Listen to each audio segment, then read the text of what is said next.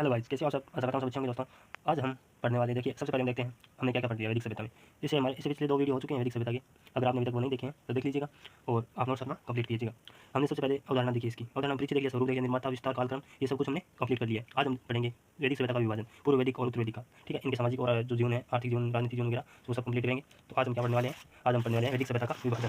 ठीक है, वैदिक सभ्यता का विभाजन पढ़ने के लिए हमें सबसे पहले देखिए इसको 2 भागों में बांटा गया है। वैदिक काल विभाजन 2 भागों में, जो पूर्व वैदिक काल है और है उत्तर वैदिक काल। पूर्व वैदिक काल को हम ऋग्वैदिक काल भी कहते हैं, जिसका कालक्रम है 1500 से लेकर के 1000 ईसा पूर्व, ठीक है, बीसी। और जो उत्तर वैदिक काल है वो 1000 से 600 बीसी, ठीक है। पूर्व वैदिक काल और उत्तर वैदिक काल। अब इस काल विभाजन के कारण क्या हुआ? वैदिक काल विभाजन के कारण है वो जैसे राजनीतिक कारण हो गया, भौगोलिक कारण हो गया, सामाजिक, आर्थिक, ये सब इन कारणों की वजह से जो ये सभ्यता है वैदिक सभ्यता, इसका विभाजन हुआ। ठीक है, 2 भागों में, एक तो उत्तर वैदिक काल है और है पूर्व वैदिक काल। ठीक है, लोहे की खोज। अब देखिए सबसे पहले देखिए मुख्य पॉइंट एक ही बनता है इसमें, लोहे की खोज के अंतर्गत ही सब कुछ यहाँ पर काल डिवाइडेड हुआ है। अगर दोस्तों आपने अभी तक चैनल को सब्सक्राइब नहीं किया तो सब्सक्राइब करके बेल आइकन को जरूर दबाइए ताकि आपको नोटिफिकेशन मिलते रहे और आपको अच्छे से कंप्लीटली नोट्स प्राप्त हो सके। सबसे पहले देखते हैं लोहे की खोज। लोहे की खोज है वो अंतर्जी खेड़ा यूपी में हुई। देखिए इंपॉर्टेंट, ये इंपॉर्टेंट पॉइंट है, ठीक है ना, याद रखिएगा। जो लोहे की सर्वप्रथम खोज है वो अंतर्जी खेड़ा यूपी में, ठीक है, उत्तर प्रदेश में 1000 ईसा पूर्व में यहाँ पर ये खोजा गया स्थल। ठीक है, अब कृषि के उपकरण लोहे के, देखिए लोहे की खोज हुई तो कृषि के जो उपकरण थे, जो वैदिक सभ्यता के लोगों के पास जो कृषि के उपकरण थे वो लोहे के बनने शुरू हो गए। ठीक है, अब लोहे के बनने शुरू हुए तो उन्हें आर्यों का प्रसार नवीन क्षेत्र में हुआ। अब देखिए सीधी सी बात है, इनकी आर्थिक और जो सामाजिक वो राजनीति वगैरह ये सभी जो जीवन प्रणाली है वो सभी बदलने लगी, परिवर्तित होने लगी। तो आर्यों का प्रसार नवीन क्षेत्रों में हुआ, कृषि भूमि में बढ़ावा हुआ और उत्पादन भी बढ़ा। तो कृषि भूमि और उत्पादन में बढ़ावा मिला। इस कारण जो अधिशेष जो यहाँ पर जो कृषि होती थी, मतलब जो अनाज जो ज़्यादा हो जाता था, उनके जो खाने पीने के अलावा जो बच जाता था अनाज है, उसको व्यापार के रूप में इन्होंने काम शुरू कर दिया। तो ये व्यापार करने लगी, व्यापार किया तो इन्होंने जो आर्थिक परिवर्तन है वो आना ही था, क्योंकि यहाँ पर व्यापार होने लग गया। तो यहाँ पर जो उसकी जो यहाँ पर मुद्रा प्रणाली थी उसमें भी काफ़ी विकास हुआ। इस कारण यहाँ मुद्रा प्रणाली का विस्तार हुआ और जो नगरीकरण है वो होने लगा। जो ग्रामीण सभ्यता थी तो इसका नगरीकरण होने लगा। परिणाम स्वरूप क्या हुआ कि जीवन स्तर सुधार हुआ, इनके जीवन में बहुत ही सुधार हुआ और मध्य मानव की उत्कृष्ट आई। तो ये देख लिया हमने कि आर्थिक परिवर्तन कैसे हुआ, क्योंकि यहाँ पर उत्पादन बढ़ा, तो उत्पादन बढ़ने के कारण यहाँ पर व्यापार होने लगा और व्यापार हुआ तभी यहाँ पर आर्थिक परिवर्तन होने लगा। ठीक है, आर्यों का प्रसार नवीन क्षेत्रों में हुआ। ठीक है, प्रशासन जो क्षेत्रफल है, राजनीति, इन सब में प्रसार होने के कारण राजनीतिक और भौगोलिक परिवर्तन होने लगा। यानी जो प्रशासन है उसका जो राजनीतिक वर्ग है इसका अच्छे से जो नवीन क्षेत्र में होगा तो इसका क्षेत्रफल भी बढ़ा, तो इसका विस्तार भी हुआ, तो इसका राजनीतिक और भौगोलिक परिवर्तन भी होने लगा। पूर्व वैदिक काल है, पूर्व वैदिक काल इसके सामाजिक जीवन के बारे में देखते हैं। पूर्व वैदिक काल के सामाजिक जीवन के बारे में तो यहाँ पर परिवार के साथ, परिवार इकाई क्या थी, महिलाओं की स्थिति कैसी थी, विवाह किस प्रकार होते थे और इनकी जीवन शैली किस प्रकार थी, जैसे भोजन हो गया, वस्त्र हो गया, आभूषण, मनोरंजन, सामाजिक जो वर्गीकरण है वो किस प्रकार हुआ वो देखते हैं। तो परिवार देखते हैं। अब परिवार में यहाँ सब समाज की जो सबसे छोटी इकाई थी ना वो परिवार थी, समाज की सबसे छोटी इकाई परिवार थी। और समाज का जैसे जो मुख्य होता था वयोवृद्ध, इन सबसे जो उम्र दराज व्यक्ति होता था वो मुखिया होता था समाज का। और यहाँ पर पितृसत्तात्मक समाज था। अब पितृसत्तात्मक समाज था तो संयुक्त परिवार, जैसे पिता और पुत्र का संबंध कैसा था, जो पिता है ना अपने पुत्र को बेच सकता था, बलि दे सकता था। एग्जाम्पल के लिए देखें तो जैसे प्रथम मंडल में, ऋग्वेद के प्रथम मंडल में जो ऋषि है ना, उनके पिता ने उनको जो अंधा करवा दिया था। और ऋजस्व ऋषि है, इनके पिता ने इनको अंधा करवा दिया। तो ये पिता का अधिकार था पुत्र के प्रति।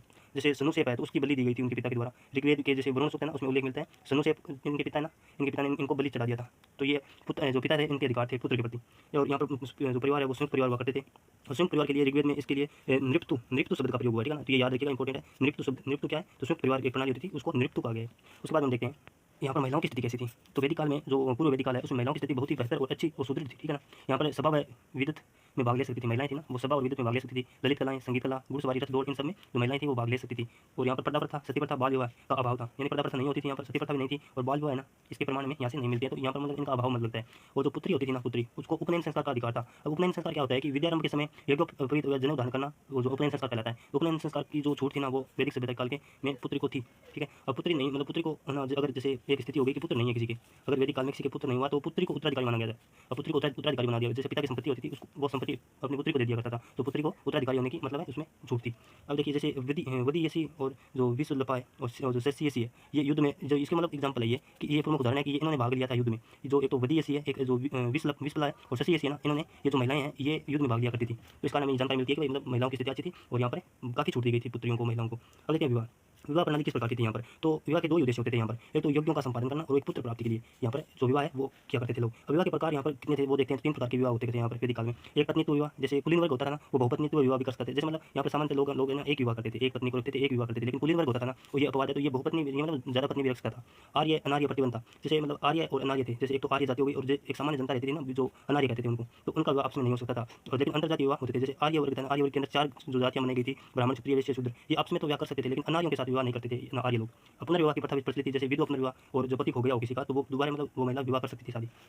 और अमाजू क्या है देखिए, अमाजू है ना आजीवन कुमारी कन्या रहने वाली, जो आजीवन कुमारी कन्या रहती है उसको अमाजू शब्द दिया गया है, ठीक है। अमाजू शब्द याद रखिएगा, इंपॉर्टेंट है। तो अमाजू किसके लिए कहा गया है? आजीवन कुमारी रहने वाली कन्या के लिए अमाजू कहा गया है, ठीक है।